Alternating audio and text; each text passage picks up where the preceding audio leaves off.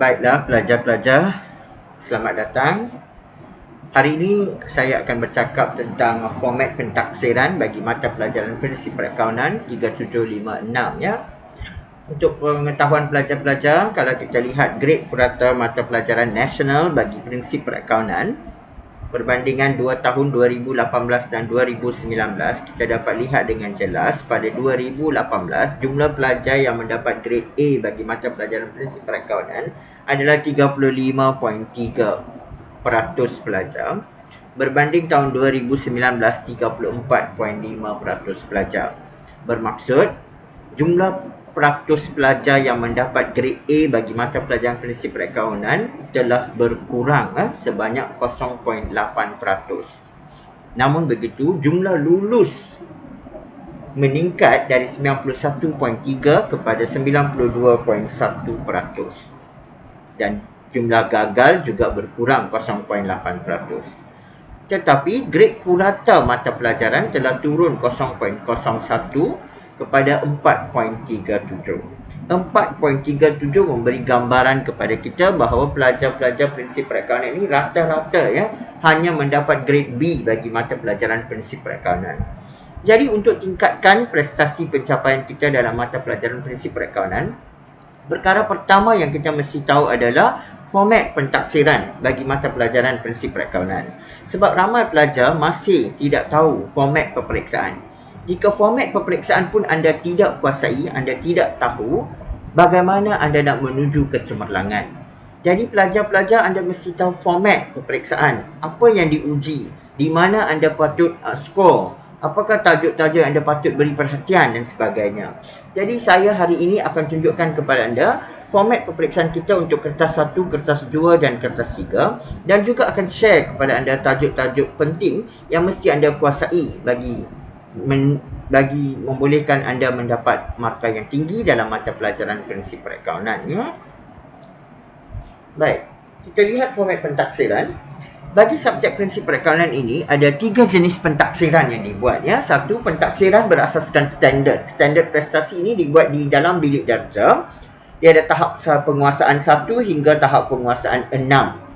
Yang ini bagi setiap modul di akhir setiap modul, di penghujung setiap modul, kita akan buat satu ujian bersama pelajar untuk memastikan pelajar mencapai tahap penguasaan tertentu tahap penguasaannya ada 1 hingga 6. Kemudian kita ada pentaksiran berasaskan projek, iaitu pelajar-pelajar dikehendaki membuat tugasan projek bagi kertas 3. Dan kita juga ada pentaksiran pusat di mana pelajar-pelajar akan menduduki peperiksaan bagi kertas 1, kertas 2.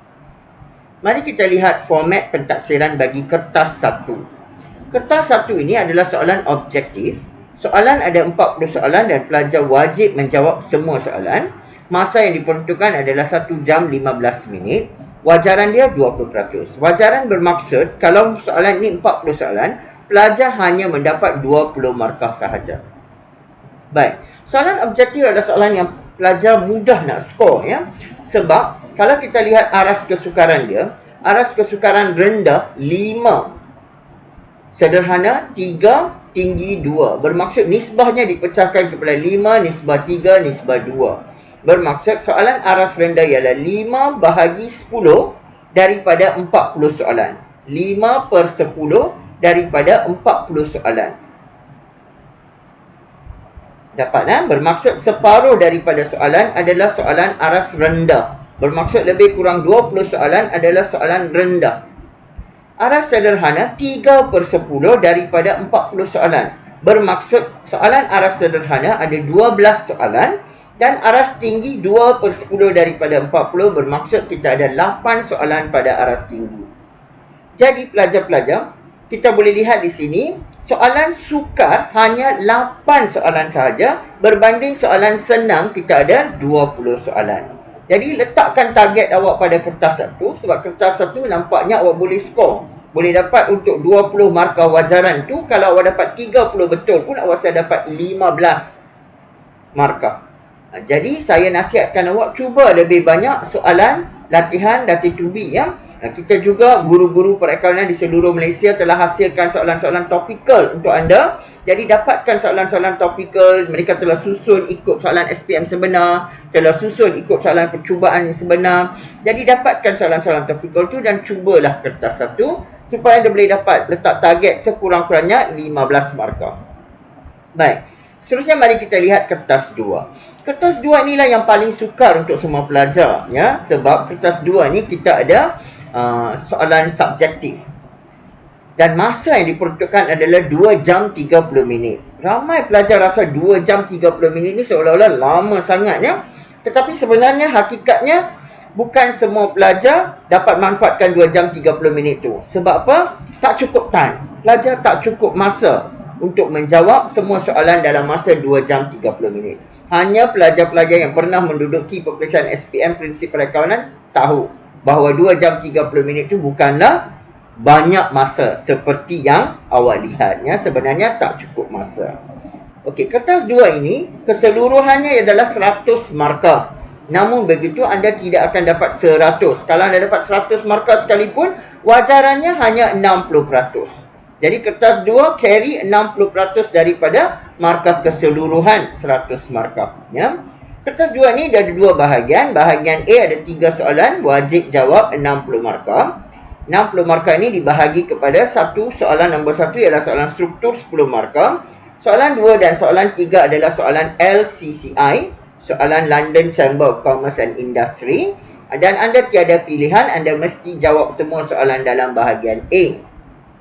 Tetapi bagi bahagian B ada 3 soalan, anda boleh pilih 2 soalan, 40 markah. Baik. Bahagian yang paling susah lah, kalau awak tanya saya, kertas 2 bahagian yang paling susah adalah soalan LCCI. Soalan ini bukan dikategorikan sebagai soalan susah, ya, tetapi soalan ini panjang, satu. 2, soalan ini menguji perkara asas dalam perakaunan. Sebab itu ramai pelajar sukar nak menjawab soalan LCCI. Okey. Nah, kalau kita lihat aras kesukaran sama juga 5-3-2. Bermaksud daripada 100 markah ini 5/10 adalah soalan yang pelajar boleh jawab. 5/10 maksudnya separuh, 50% of the question senang boleh jawab. 3/10 daripada 100 atau 30% soalan aras sederhana dan 20% soalan aras tinggi. 20 tu agak banyak jugalah, lebih kurang 20 markah daripada 100 markah adalah soalan aras tinggi. Tapi soalan aras tinggi tak diletak dalam satu soalan macam tu. Bukan satu soalan tu langsung tak boleh jawab. Tidak, ya pelajar-pelajar, anda kena faham. Sebab soalan prinsip akaun ni dia ada pecahan A, B, C, D. Contoh A, dia sudah sediakan akaun kawalan. Akaun kawalan tu siapa pun boleh jawab. Dia tidak dikategorikan sebagai soalan aras tinggi. Betul tak? Kemudian B, dia sudah jawab akaun perdagangan dan untung rugi. Di situ akaun perdagangan dan untung rugi memang kita boleh jawab. Cuma pelarasannya ada pelarasan yang aras tinggi.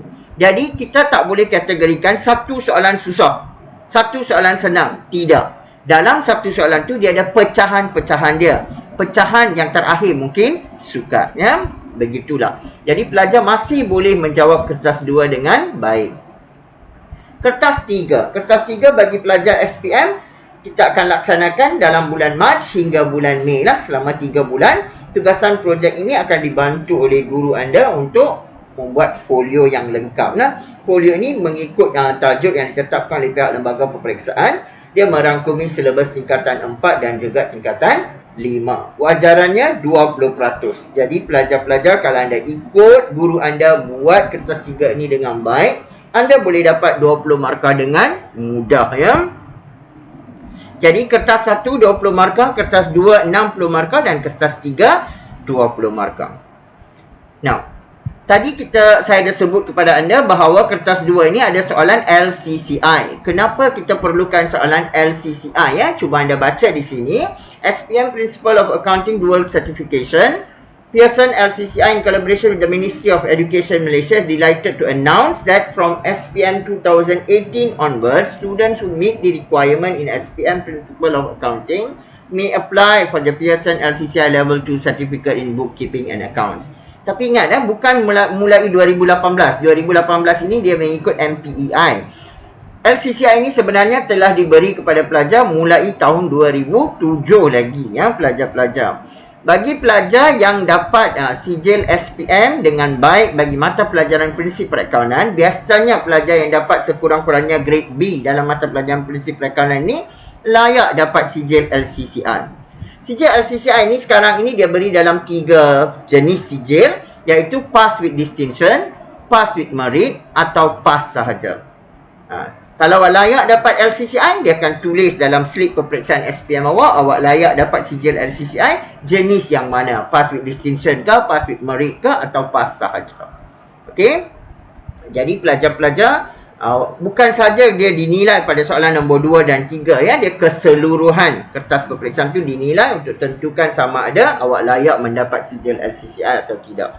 Jadi ini adalah satu nilai tambah bagi mereka yang mengambil mata pelajaran prinsip perakaunan. Hanya pelajar prinsip perakaunan akan dapat satu sijil pengiktirafan antarabangsa daripada pihak London, iaitu sijil LCCI bersama-sama dengan sijil SPM. Andai kata keputusan prinsip perakaunan anda berada pada tahap yang cemerlang. Baik.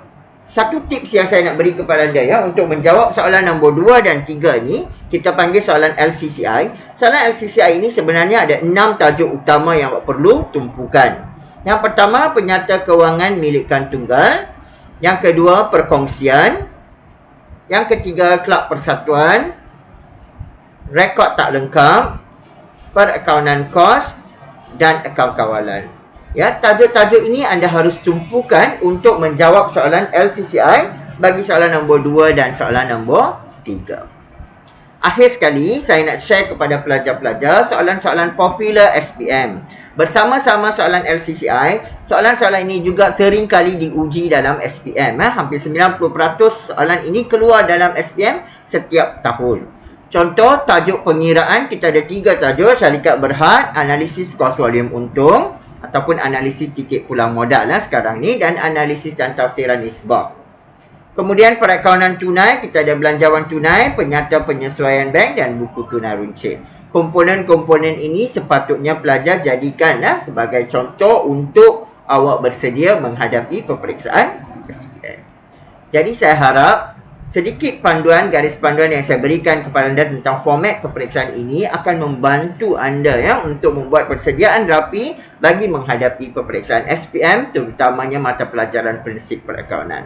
Harapan saya, dengan memahami dan mengetahui format peperiksaan SPM bagi mata pelajaran prinsip perakaunan, anda akan buat persediaan lebih rapi untuk menghadapinya. Terima kasih. Jumpa lagi. Saya Cikgu Sriram Bilangwati dari Pulau Pinang. Terima kasih.